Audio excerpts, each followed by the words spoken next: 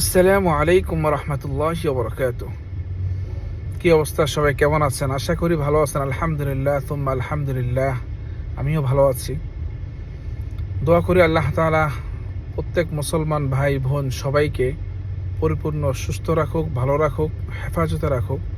এবং সামনে মাহে রমজান, আজকে থেকে রমজান মাস শুরু হয়েছে।